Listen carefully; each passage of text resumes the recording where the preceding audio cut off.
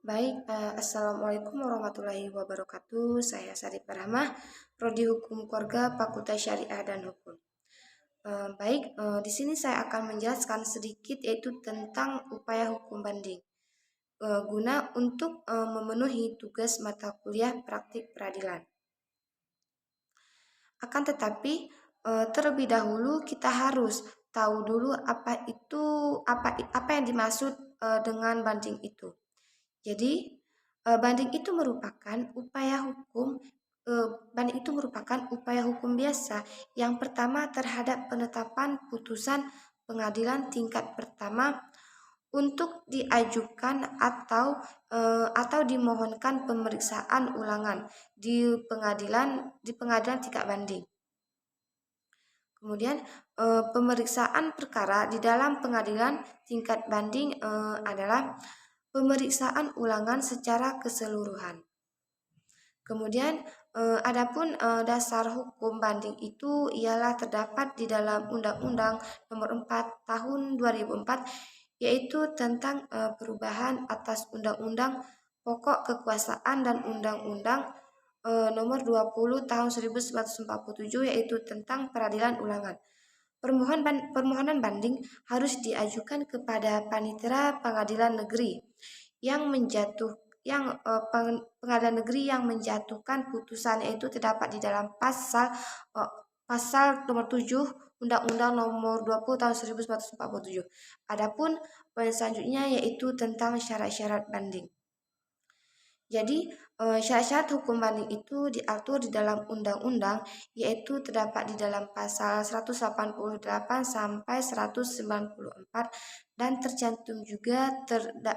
tercantum juga pada Undang-Undang Nomor 20 Tahun 1947, yaitu tentang banding. Adapun syarat-syaratnya ialah sebagai berikut. Yang pertama, diajukan di dalam tenggang waktu selama 14 hari setelah dijatuhkannya putusan. Yang kedua, permohonan banding dapat diajukan dengan cara lisan maupun tulisan. Yang ketiga, permohonan banding dapat diajukan oleh yang bersangkutan atau diwakilkan dengan kuasa khusus untuk mengajukan banding. Adapun yang keempat yaitu banding diajukan kepada panitera pengadilan yang menjatuhkan putusan. Syarat yang kelima yaitu permohonan banding harus disertai dengan membayar ongkos biaya perkara. Yang keenam yaitu terhadap putusan perstek tidak dapat diajukan upaya hukum banding. Adapun poin yang selanjutnya yaitu tentang akibat permintaan banding. Jadi permintaan banding yang diajukan terhadap putusan pengadilan tingkat pertama dapat menimbulkan beberapa akibat hukum, yaitu sebagai berikut. Yang pertama, putusannya menjadi mentah kembali. Itulah akibat hukum yang pertama.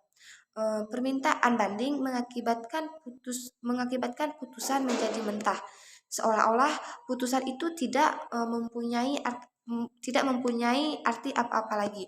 Formal putusan itu tetap ada, tetapi nilai putusan itu lenyap dengan adanya permintaan banding. Adapun yang kedua yaitu segala sesuatu beralih menjadi tanggung jawab yuridis. Jadi dengan adanya permintaan banding itu, segala sesuatu yang berhubungan dengan perkara tersebut beralih menjadi tanggung jawab yuridis. Kemudian pengadilan tinggi sebagai pengadilan tingkat banding. Yang ketiga yaitu putusan yang dibanding tidak mempunyai daya eksekusi. Akibat lain yang timbul karena permintaan banding itu menyebabkan hilangnya eksekusi putusan dikarenakan dengan adanya permintaan banding. Putusan menjadi mentah kembali. Ya. Jadi poin selanjutnya yaitu tentang wewenang dari pengadilan tingkat banding. Jadi wewenangnya itu sebagai berikut. Adapun yang pertama menjadi seluruh pemeriksaan dan putusan pengadilan tingkat pertama. Yang kedua berwenang meninjau segala segi pemeriksaan dan putusan. Yang ketiga itu pemeriksaan ulangan perkara secara keseluruhan. Dan poin selanjutnya itu tentang putusan yang dapat dan tidak dapat dibanding. Jadi yang pertama itu putusan pengadilan tingkat pertama yang dapat dibanding ialah putusan yang mempunyai prinsip semua putusan akhir pengadilan dapat diajukan permintaan banding. Kemudian adapun putusan pengadilan tingkat pertama yang tak dapat dibanding ialah sebagai berikut. Yang pertama putusan bebas atau free strike. Yang kedua putusan lepas dari segala tuntutan hukum atau putusan Oosleit van Rechtsvervolging. Yang ketiga itu putusan acara cepat. Adapun poin yang terakhir yaitu tentang putusan pada tingkat banding, yaitu sebagai berikut. Adapun yang pertama yang dapat menguatkan putusan pengadilan negeri, Yang kedua dapat mengubah atau memperbaiki amar putusan pengadilan negeri. Yang ketiga yaitu dapat membatalkan putusan pengadilan negeri. Mungkin hanya ini yang dapat saya sampaikan. Wabillahi taufiq wa hidayah. Assalamualaikum warahmatullahi wabarakatuh.